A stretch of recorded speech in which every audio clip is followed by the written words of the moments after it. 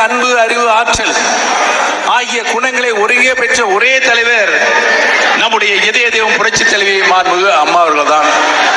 புரட்சி தலைவர் அவர்கள் 10 ஆண்டு காலம் தமிழகத்தில் தொடர்ந்து 3 முறை யாராலும் வெல்ல முடியாத முதலமைச்சராக நல்ல பல திட்டங்களை நாட்டு மக்களுக்கு அர்ப்பணித்த முதலமைச்சராக சிறப்பான ஒரு ஆட்சியை நடத்தி காட்டினார்கள். மாண்புமிகு அம்மா அவர்களும் புரட்சி தலைவர் அவர்களுக்கு பின்னால் 16 ஆண்டு காலம் தமிழகத்தினுடைய முதலமைச்சராக பொறுப்பேற்று நல்ல பல திட்டங்களை நாட்டு மக்களுக்கு அர்ப்பணித்த முதலமைச்சராக வலம் வந்தார்கள் என்பதை நாமெல்லாம் நன்றாக அறிவோம்.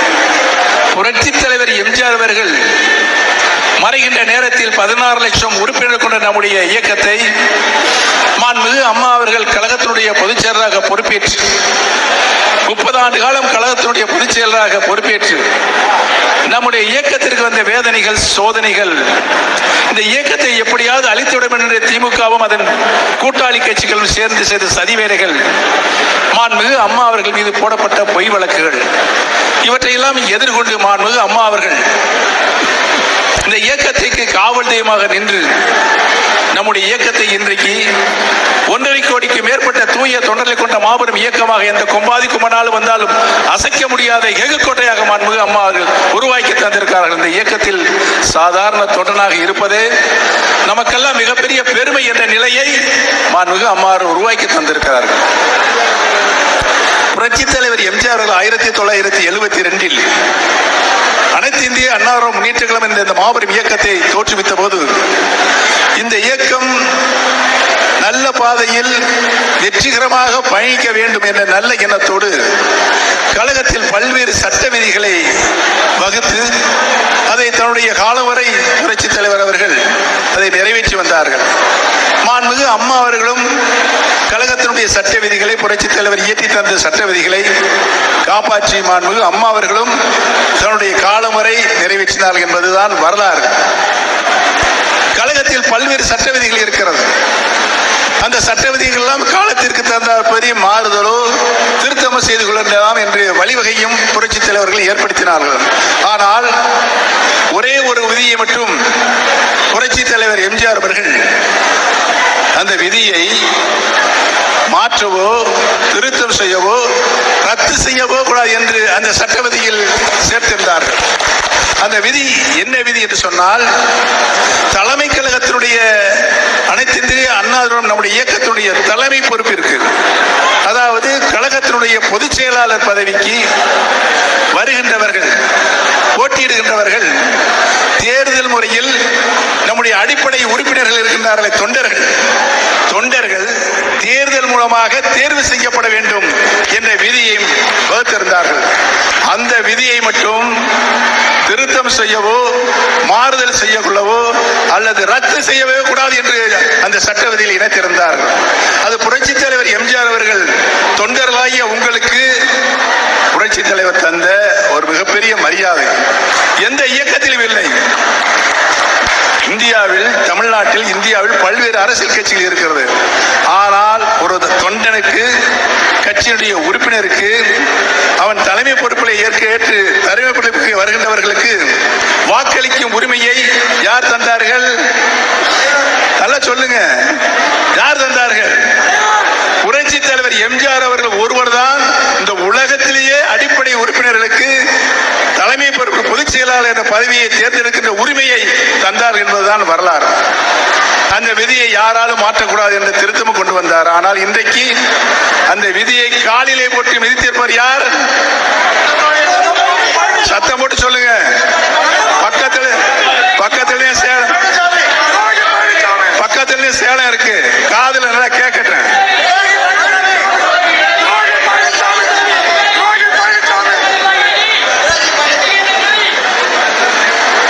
செய்யலாமா?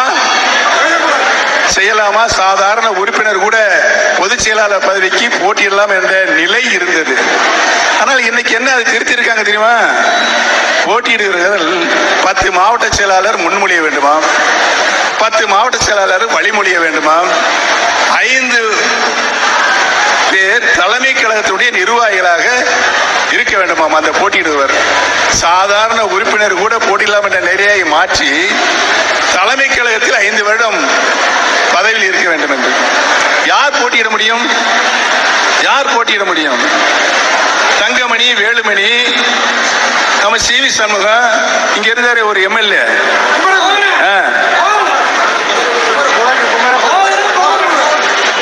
மோகன், குமரகுரு, இவங்க மாதிரி குமிச்சு வச்சிருக்காங்கல்ல, அவங்க தான் போட்டியிட முடியும்.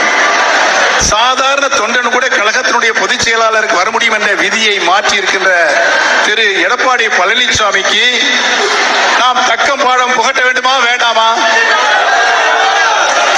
அதற்காகத்தான் தமிழகத்தில் இருக்கின்ற 38 வருவாய் மாவட்டங்கள், அந்த 38 வருவாய் மாவட்டங்கள் நாங்கள் ஒவ்வொரு மாவட்டங்களாக சென்று இந்த கட்சியை 50 ஆண்டு காலம் கட்டி காப்பாற்றி வந்த புரட்சித் தலைவர் மாண்புமிகு அம்மா அவர்கள், தொண்டர்களுக்கு மாண்புமிகு புரட்சித் தலைவர் தந்த உரிமை இன்றைக்கு காலிலேயே போட்டு மிதிக்கின்ற எடப்பாடி பழனிசாமி டம்பி பொதுச் செயலாளராக இருக்கலாமா? இருக்கக்கூடாது. அதற்காகத்தான் இந்த யுத்தம், போர் நடைபெற்றுக் கொண்டிருக்கிறது. இன்னொன்று, அம்மா அவங்க 30 வருஷம் கழகத்தினுடைய பொதுச் செயலாளர் இருந்து மிகப்பெரிய தியாகங்களை நம்முடைய கழகத்திற்கு தந்து காவல் தெய்வம் என்று பணியாற்றி இருக்கிறார்கள். அந்த தியாக செம்மலுக்கு நம்முடைய பொதுக்குழுவில் நாம் இதய சுத்தியோடு இதயபூர்வமாக கழகத்தில் நிரந்தர பொதுச் செயலாளர் இதயம் டாக்டர் புரட்சி தலைவி அம்மா அவர்கள் தான், அந்த பேர் யாருக்கும் கிடையாது என்று தீர்மானமாக நிறைவேற்றினோம். அதற்கு மாற்றாக தலைமை கழகத்தின் நிர்வாகியாக, தலைமை நிர்வாகிகளாக ஒருங்கிணைப்பாளர், இணை ஒருங்கிணைப்பாளர் என்ற பதவி உருவாக்கப்பட்டது. இந்த 2 பதவிகளையும் தேர்தல் கமிஷனுக்கு அனுப்பி வைத்து, அப்பொழுது அவைத்தலைவர் அந்த மதுசூதனுக்கும், ஒருங்கிணைப்பாளர் இருந்த பொருளாளராக அடுத்த நிலையில் இருந்த பொருளாளர் இருந்த எனக்கும் இந்திய தேர்தல் ஆணையம் முடிவெடுக்கிற அதிகாரங்களை தந்தது. அந்த அடிப்படையில் தான் 4 வருடம் தலைமை கழகத்திலையும் கட்சியை நடத்தி வந்தோம். அதற்கு பின்னாலே கழக அமைப்பு ரீதியான தேர்தல் நடைபெற வேண்டும் என்ற 5 வருடங்களுக்கு